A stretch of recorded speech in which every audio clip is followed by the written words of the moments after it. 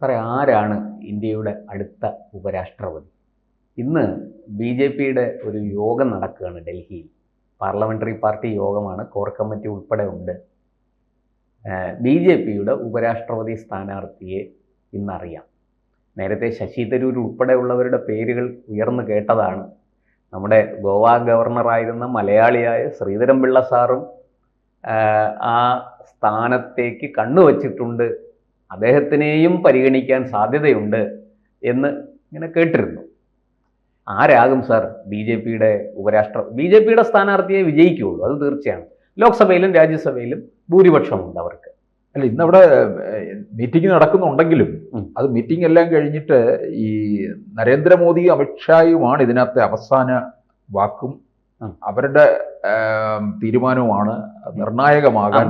Narendra Modi, Amit Shah, Rajnath Singh, JP Nadda, അങ്ങനെ വളരെ കോറായിട്ടുള്ള ഒരു ടീമുണ്ട്. അവരാണ് തീരുമാനിക്കുന്നത് വാസ്തവത്തിൽ. അപ്പൊ തരൂരാകില്ലേ? തരൂര് പക്ഷെ കുറച്ച് നാളായിട്ടൊരു നിശബ്ദത ഉണ്ടല്ലേ. പിന്നെ വോട്ട് പ്രശ്നം വന്നതിന് ശേഷം അല്ല, അതിനകത്ത് തരൂര് കൃത്യമായൊരു നിലപാട് പറഞ്ഞു. വോട്ടർ പട്ടികയിൽ ക്രമക്കേടുണ്ടെങ്കിൽ അന്വേഷിക്കണം. അത് തെരഞ്ഞെടുപ്പ് കമ്മീഷന് പരാതി കൊടുക്കുക. അത് ജനാധിപത്യ മര്യാദയാണ്. അല്ലാതൊന്നും കോൺഗ്രസിനെ ഒന്നും ഫേവർ ചെയ്തിട്ടില്ല. അപ്പോൾ നമുക്കറിയത്തില്ല, നമ്മളെ ഞെട്ടിച്ചുകൊണ്ട് ചിലപ്പോൾ തരൂരായിരിക്കുമോ കയറി വരുന്നതെന്ന് സംശയിക്കേണ്ടിയിരിക്കുന്നു. കാരണം ഇപ്പോൾ തരൂര് ഒരു കാര്യവുമായിട്ട് സ്ക്രീനിൽ സൈലന്റ് ആണ്. ആ നിശബ്ദതയും സംശയമുണ്ട്. പിന്നെ നമുക്ക് പറയാവുന്നത് പിന്നെ നമ്മുടെ ഇവിടുന്ന് ഗവർണറായിട്ട് പിന്നെ ബീഹാറിലേക്ക് പോയ ആരിഫ് മുഹമ്മദ് ഖാൻ, നേരത്തെ നമ്മുടെ ഉപരാഷ്ട്രപതി ആയിരുന്ന ജഗദീപ് ധൻഖർ, അദ്ദേഹം എവിടുന്നാ വന്നത്? ബംഗാൾ ഗവർണറായിരുന്നു. അപ്പൊ അതുകൊണ്ട് ഇവിടെ നിന്ന് ബീഹാറിലേക്ക് പോയി, ബീഹാറിൽ നിന്ന് എനിക്ക് തോന്നുന്നു അതിന് കൂടുതൽ സാധ്യതയേറുന്നുണ്ട് ആരിഫ് മുഹമ്മദ് ഖാൻ. അവിടെ ഒരു പിന്നെ എന്തെങ്കിലും കാരണവശാൽ ഒരു ന്യൂനപക്ഷ അങ്ങനെ ഒരു അത് മാത്രമല്ലല്ലോ സാർ, അദ്ദേഹത്തിന് വേറെയും ചില പ്രത്യേകതകളുണ്ട്. ഒരു മതേതര സ്വഭാവമാണ് കേട്ടോ, വേറെ കാര്യം. പിന്നെ അദ്ദേഹം നിലപാടിൽ വെള്ളം ചേർക്കാത്ത ആളാണ് നമ്മൾ കേരളത്തിൽ കണ്ടത്. അതായത് നിൽക്കുന്നിടത്ത് അദ്ദേഹം ഉറച്ചു നിൽക്കും. അല്ലെ, മതേതര സ്വഭാവം ഉണ്ടെന്ന് നമുക്ക് വ്യക്തമായി. ഈ ബഹളം കൂട്ടുന്ന ആൾക്കാരെ അദ്ദേഹത്തിന് വരച്ച വരയിൽ നിർത്താൻ അറിയാം. ഈ ഉപരാഷ്ട്രപതിയാണല്ലോ രാജ്യസഭയുടെ ചെയർമാൻ, അധ്യക്ഷൻ. അതെ, അവിടെ വലിയ കോലാഹലങ്ങൾ ഇവർ ഉണ്ടാക്കും. എനിക്ക് തോന്നുന്നു രാജ്യസഭയൊക്കെ പിന്നെ നിയന്ത്രിക്കുന്നതിൽ അദ്ദേഹം അതിസമർത്ഥനായി എനിക്ക് തോന്നുന്നു കേട്ടോ. അദ്ദേഹത്തിന് സഭാ നടപടികളും ചട്ടങ്ങളും ഒക്കെ നന്നായിട്ട് അറിയാം. നടപടിക്രമങ്ങളൊക്കെ നന്നായിട്ട് അറിയുന്നയാളാണ് അദ്ദേഹം. അല്ല, ഇവിടെയും സർക്കാരുമായിട്ട് കൊമ്പ് ഓർത്തപ്പോഴൊക്കെയും അതിന്റെ ആ ചട്ടങ്ങൾക്കനുസരിച്ച് തന്നെയാണ് അദ്ദേഹം പോയത്.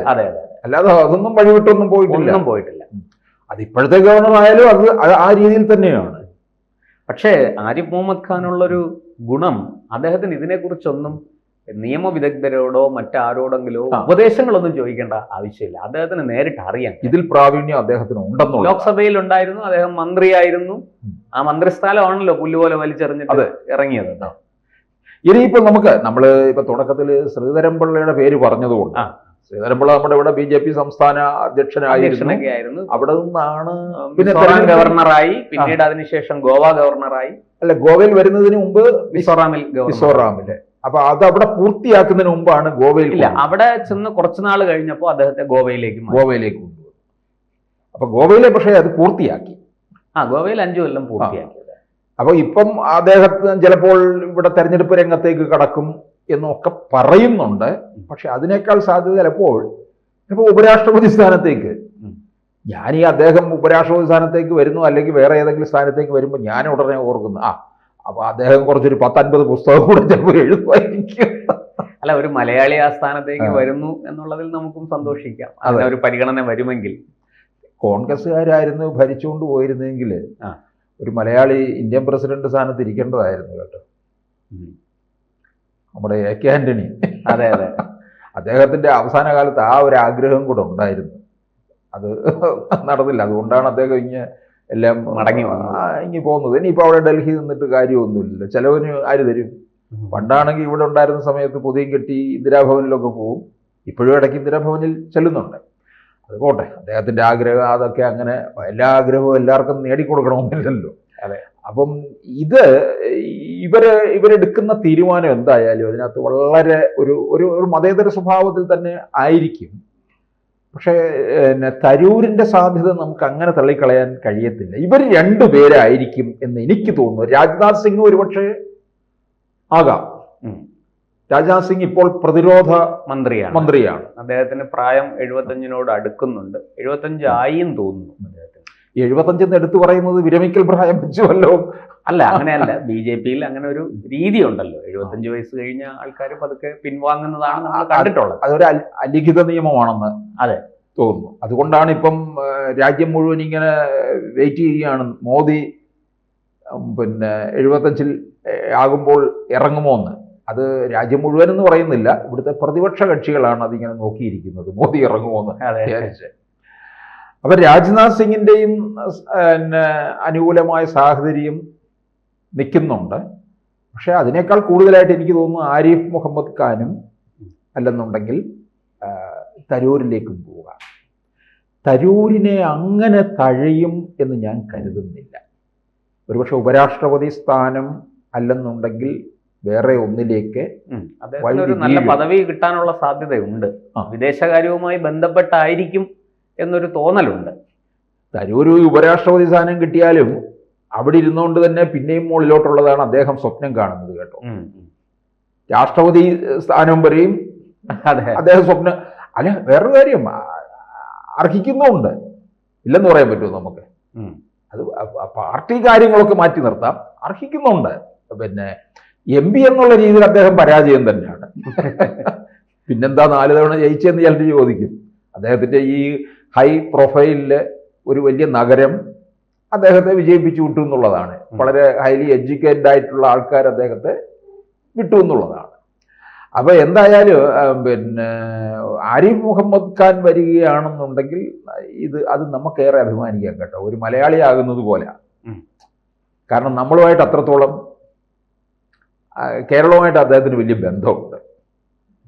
സാധാരണ ഈ ഗവർണർമാരുടെ ധർമ്മം എന്താണെന്ന് ആർക്കും അറിയത്തില്ല. കേരളത്തിന് അത് ശരിക്കും പഠിപ്പിച്ചു. ഈ രാജ്ഭവൻ എവിടാന്ന് പോലും തിരുവനന്തപുരത്തുകാർക്ക് പോലും അറിയത്തില്ലായിരുന്നേ.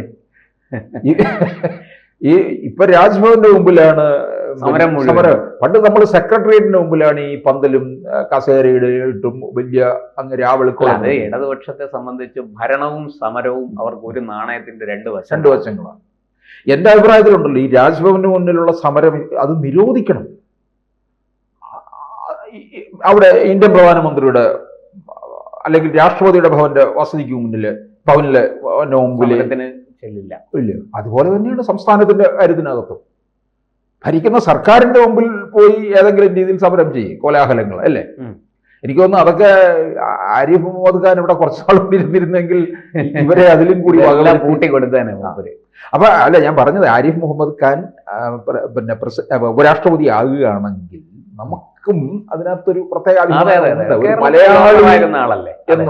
മലയാളി എന്നുള്ള രീതി തന്നെയാണ് നമ്മൾ അദ്ദേഹത്തെ കാണുന്നത്. അല്ലാതെ അദ്ദേഹം വേറൊരു സംസ്ഥാനക്കാരനാണെന്ന് കാണുന്നില്ല.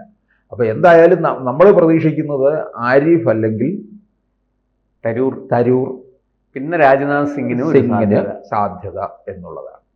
ഇനി അതും മൂന്നും അല്ലാതെ ഇനി ആരെങ്കിലും വരുമോ എന്നുള്ളതും കൂടിയാണ് അറിയേണ്ടത്.